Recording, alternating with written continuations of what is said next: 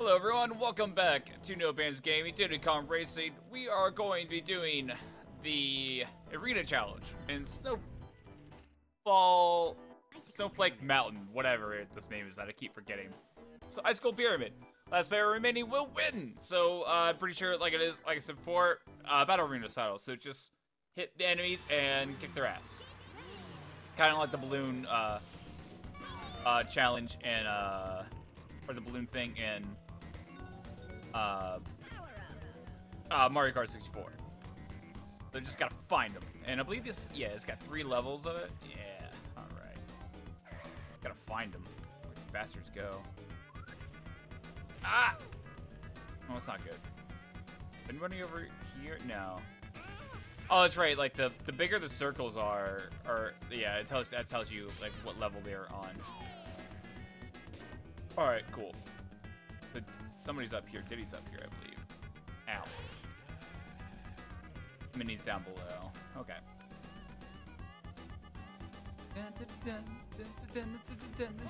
Uh-oh.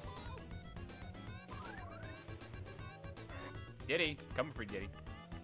Coming for you, Diddy. Fuck it. Damn. Oh, I didn't mean to fall down. Alright, cool. Smitty's out. Oh, Diddy. Coming for you, Diddy. Coming for your butt. Aha. Suck it. Yeah, this is a lot easier than the Dino Challenge one. That is for damn sure.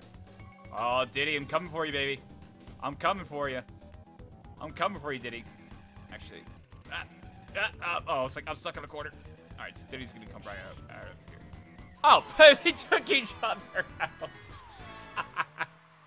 Awesome. That's fucking awesome. I love it. Cool. So we got another piece of the TTM. Excellent. Oh man. Oh man. That was great. I love seeing that. I need to do an instant replay of that. Just like slow motion. Oh man. This game cracks me up. Alright, cool. So we beat this level. So let's get out of here and go to the 3rd level. Oh man, I'm loving this. I'm just loving this game. Am I get to face Taj again? Yep. Alright. So he wants a plane challenge, right? I like a zoom. Alright, Mr. Genie. Also, this one's also very easy. I don't think any of these are ever like difficult to beat. Hey, get out of here! I don't want to stare into your demonic butt. Please no. Yeah, fuck you. I don't want to hovercraft. I can just do this. Oh man, feeling good. I've been listening to a lot of Plus a Fall lately because they are coming out with a new album, and I'm so excited for it. If you never listened to Plus a Fall, I highly recommend them. They are an excellent metal band, or I guess metalcore is the proper genre to refer to, because they have like the harmonic and the clean and unclean vocals, whatever you want to call it. Fucking awesome band. I'm just glad to see them making music again. I didn't know if they were gonna continue making music or not after their last album and leaving Fearless Records. Apparently, their new record is kind of not. I wouldn't say like a diss, like this album to Fearless and whatnot. But they seem to have like a new spark back, and like they're ready to get back into it. And I'm glad. Like these guys are very talented. They love playing music.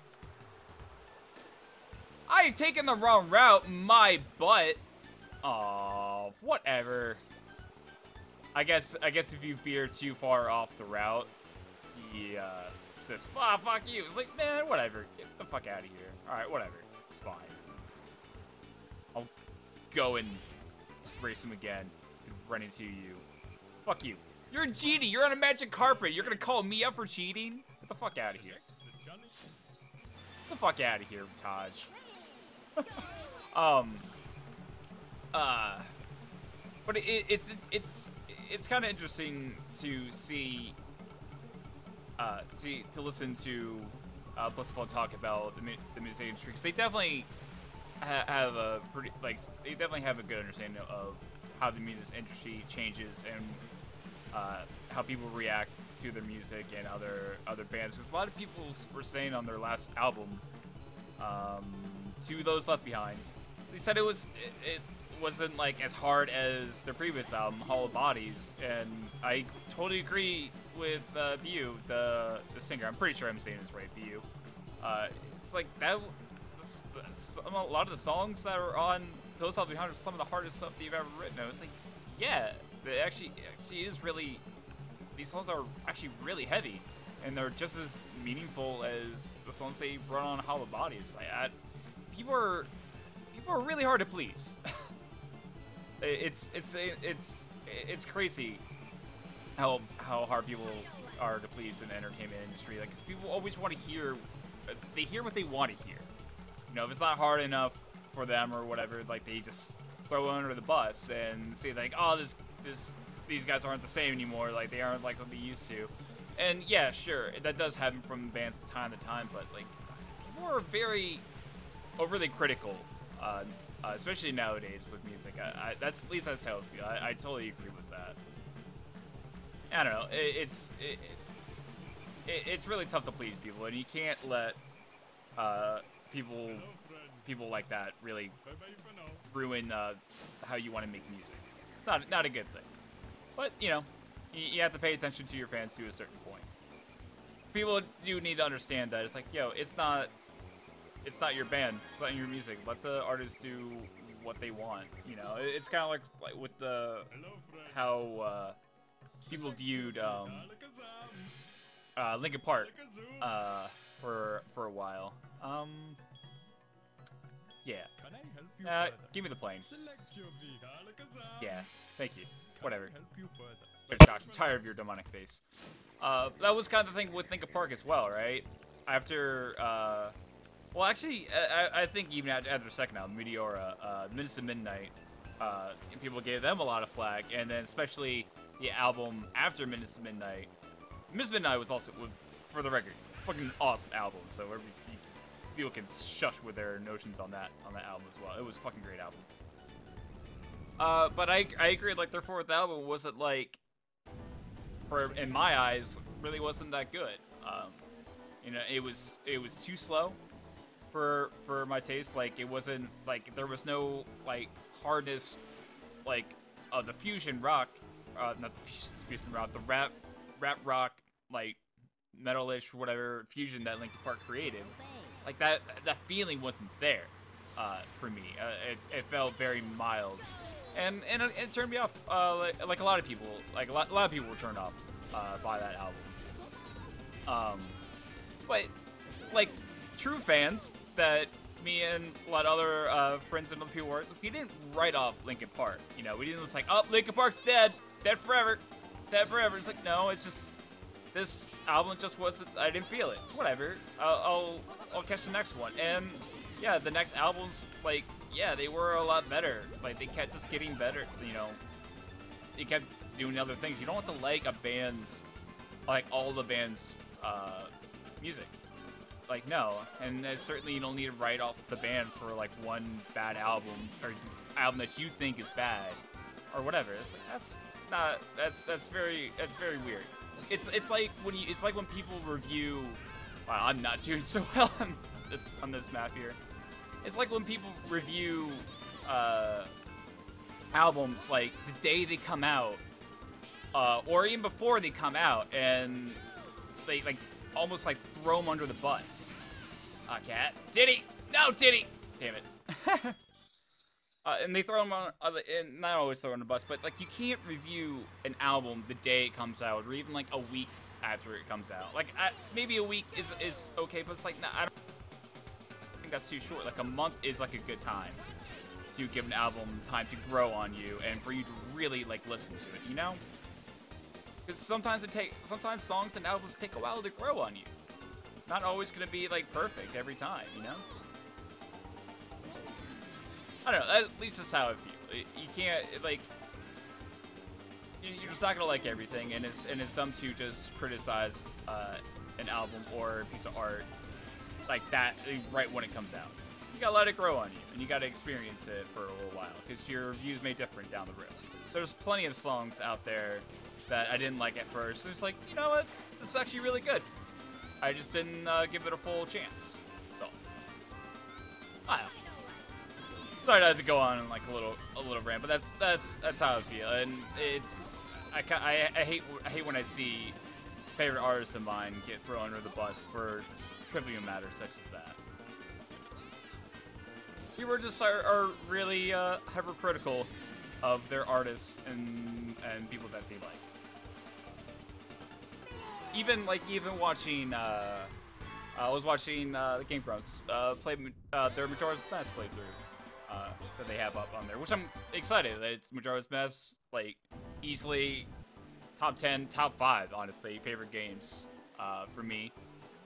So I'm glad to see them get around to one of the best Zeldas. I think it's the best Zelda all time. It's either that or Wind Waker.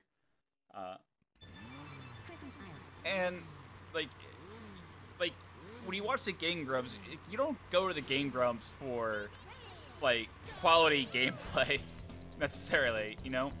Like that's not really what they're known for. Like I watch the Game Grumps because for Dan and Aaron's silly commentary that they have and how well they get along with each other and how well they feed off each other. They have like such a great bond, and you can really see that when on their channel. It's very obvious how good friends they are and how well they feed off each other. That's why I watch Game Grumps. I don't watch Game Grumps for them to get through a game perfectly and shit like that. It's like, no, that's not what I go through. And people are being very, very critical how Aaron has been playing Majora's Mask Ralph that. Even though he does things for the sake of comedy, you know, he like purposely shits on stuff for just common reasons. Yeah, like that's just what he does. Sometimes, and it's sometimes fun. You know, to people, sometimes not. Whatever. But again, people are so hypercritical of how he's going about it. Like he doesn't know where to go. He's not listening properly, and all this. And it's crazy how upset people get. It's like, dude, just calm down and enjoy it. Like I understand like where it can get a little cringy watching somebody play a game. Such as this, you know, I'm doing this, literally do the same thing. I'm doing a Let's Play. I can understand how it's a little cringy when you're watching someone play a game, and they're, shit, and they're taking forever to get through the game. You know, like they're not going where they should be going when they do it and whatnot. And you get that way more when you know the game very well. That tends to happen. You know the game very well. Like even I was a little cringy, you know, during the playthrough so far. You know, he's not going at all where he needs to go and stuff. Like it's whatever. You know, like they'll get around to it. I'm watching the video for the ride because I enjoy their commentary. You know, like I said, I'm not coming to Game Grumps for fucking quality gameplay and then getting through the game at a fast pace, right? And of course, like for me, like it's a game that I know very well, and I know exactly where to go and all this other stuff. So it can be a little cringy, you know, it's like, oh, they're taking forever to get places. And like, yeah, it's probably gonna take them a long time to get through Majora's Mask. That is a very not overcomplicated. I'm dude awful at this. It's a game that takes a while, and you really do have to know things a little bit more than say Ocarina of Time to get through the game with the way the time mechanic works and stuff like that. It takes a little bit longer to get through, especially if you don't know fully what you're doing or where to go all the time. But like I said, you just need to stop being so overly critical all the time.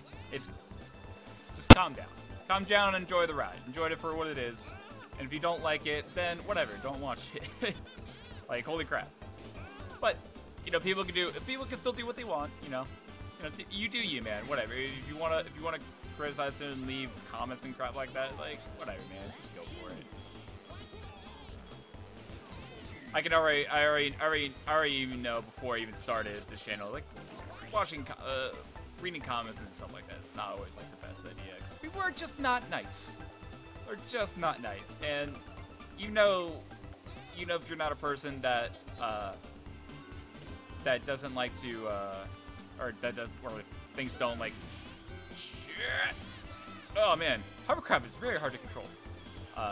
Even if you're a person like me who doesn't let, you know, things like that get to you and stuff, one little comment can ruin your day for a while. So try not to let little things get to you and stuff like that. But yeah, I don't know. I'm just going off of different rants, it seems. These guys are just so evil. They're all so evil to me. All right, next episode, go off in smaller rants and beat these races like I should. So, thank y'all for watching, and I will see you all next time.